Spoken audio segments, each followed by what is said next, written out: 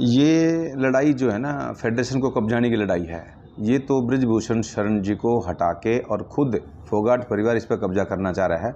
और इसके पीछे जो ताकत है वो कांग्रेस की है, जो भूपेंद्र हुड्डा और दीपेंद्र हुड्डा को हजम नहीं हो रही कि हमारे बेटे को क्यों हटा दिया गया।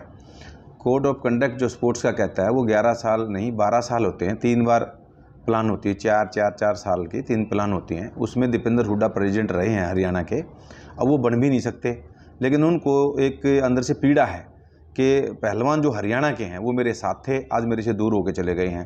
तो कहीं राजनीति इसमें हो रही है और पहलवानों का वर्चस्व और अपने केवल एक जाति को बदनाम करने के लिए भूपेंद्र हुड्डा का ये गेम है कि जाट समाज को बदनाम करो, जाट समाज हमारे साथ हो जाए। तो ये इनकी रणनीति है। पहलवान तो मोहरा है। और जो बबीता जो बात कर रही है वो तो इस कमेटी की मेंबर रही है। गवर्नमेंट ने कमेटी बनाई, कमेटी से बड़ी सरकार की कमेटी जो है वो काम कर रही है। 7 आदमियों की कमेटी है, सारे ही स्पोर्ट्समैन हैं। और उसमें हमारी मैरी कॉम क्वालिटी एक हिंदुस्तान की जान और शान है, जिसमें अपने योगेश्वर दत्त थे। वो तो कह रहे हैं कि एक तरफा हुई है। एक तरफा नहीं हो सकता कभी भी, क्योंकि वो स्पोर्ट्स रेसलिंग से जुड़े हुए केवल एक उसमें योगेश्वर है, बाकी तो अलग अलग स्पोर्ट्स के हैं। बबीता फोगाट तो की बहन खुद शिकायत करता है। 11 साल तक बबीता, साक्षी, विनेश, उसकी बहन, अन्य और खिलाड़ी रहे, यानी कि करेक्टर उनका तो बढ़िया।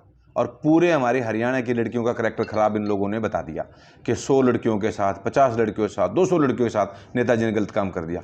ये कितनी घिनौनी हरकत इन लोगों ने की है। पूरी हरियाणा को बदनाम करने का इन्होंने काम किया है।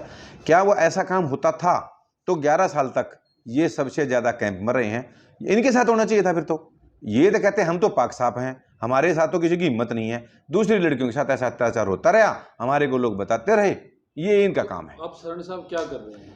शरण साहब ने कहा है, आप लोग शरण साहब ने बोला है जांच जो निष्पक्ष हो, कोर्ट जो हमें आदेश देगा, जो हमारे पर एफआईआर करेगा हम उसके लिए तैयार हैं, हमारे जांच करेगा हम उसके लिए तैयार हैं। हम किसी चीज़ से भाग नहीं रहे। अगर हमने गलत किया है तो हम फांसी चढ़ने के लिए तैयार हैं। तो पैरेलल कोई मीटिंग भी कर रहे हैं आप लोग? कोई मीटिंग नहीं है। नेताजी ने कहा है जो सरकार करेगी हम उसके फैसले पर अड़ग रहेंगे। नेताजी दिल्ली में ही है और पिछले 3 दिन से दिल्ली में है। ऐसा नहीं है, वो पूरा फेस कर रहे हैं इसको। और वो उन्होंने कहा, मैंने पूछा सर ऐसा क्यों? बोले कोच साहब अगर हम गलत होंगे तो हम फांसी पे चढ़ जाएंगे, हमारी बहन बेटियां आई है। जिस दिन से दीपेंद्र हुड्डा हटे हैं उसी दिन से हरियाणा में ही इन्होंने एक जागृति शुरू करी कि इन लोगों को हटाओ। बजरंग पूनिया खुद बोलता राकेश एक नकली जनरल सेक्रेटरी बना है। उसको ये मालूम होना चाहिए जब आप मेडल लेके आए थे तो लोगों ने कितना आपका जोर शोर से स्वागत और सम्मान किया था। आप में एटीट्यूड इतना है, जब आप कहीं जाते हैं तो आप पैसे फिक्स करते हैं। कोई भी खिलाड़ी इस लेवल का 5 लाख, 3 लाख, 2 लाख, 1 लाख, ये तो इनका स्टैंडर्ड है। किसी के घर जाएंगे तो पैसे चाहिए, किसी के फंक्शन जाए तो पैसे चाहिए। फिर इनका मैनेजर बात करता है, फिर ये बात नहीं करते। इतने हाई क्वालिटी हो जाती है इनकी एक मेडल पे। फिर अपने मेडल ये लेके आते हैं, देश का नाम रोशन एक दिन हुआ, लेकिन सालों साल इनको क्या क्या मिला? घर, गाड़ी, पैसे, क्या नहीं दिया हरियाणा गवर्नमेंट ने। और ये रेलवे में है, सुनो, रेलवे का अधिकारी सरकार का अधिकारी है और धरने पे बैठे हैं। तमाम रेल 40 नहीं 90% रेलवे का पहलवान बजरंग पूनिया के कहने से वहां बैठा है। क्या परमिशन ली इन लोगों ने? और क्या रेल मंत्रालय इनको परमिशन दे रहा है कि हमारी सरकार के खिलाफ आप धरना प्रदर्शन करें? ऐसा कोई नियम है दुनिया में? सरकार के खिलाफ नहीं, वो बृजभूषण शरण भारतीय कुश्ती संघ के खिलाफ। वो भी एमपी बीजेपी के हैं, वो बाद में तो नेता हैं कुश्ती संघ के, लेकिन वो तो एमपी है 7 बार के। लेकिन कोच साहब हरियाणा की खापे, हरियाणा के अखाड़े अब पहलवानों के समर्थन में जंतर मंतर। हरियाणा की खाप एक 360 का जो प्रधान, हमने तो कभी सुना नहीं कौन है वो, बताऊंगा 360 का प्रधान वहां बैठा है। बाकी भी तो गए खाप हमारी बेटियों के लिए जो झूठ बोल के उन्होंने पिछली बार एक आंदोलन किया था, वो 4 आदमी जाकर मंत्री से मिलकर आंदोलन खत्म, चारों ने शुरू कर दिया। आज भी वही काम किया है। बबीता का परिवार, बजरंग उनका महावीर फोगाट का दामाद, वही लोग तो बैठे 3 लोग, 5वां है ही नहीं उनके साथ कोई, उनके ही परिवार के लोग वहां बैठे हैं। फिर अखाड़े वाले क्यों जा रहे हैं? अखाड़े वाले तो मजबूरी में जा रहे हैं कि बजरंग कभी हमारे किसी बच्चे का मेडल आ जाए नौकरी लगवा दे। वो तो बजरंग के उसमें जा रहे हैं कि रेलवे में नौकरी लगवा देगा बजरंग, इसलिए अखाड़े वाले उससे। खाप वाले क्यों?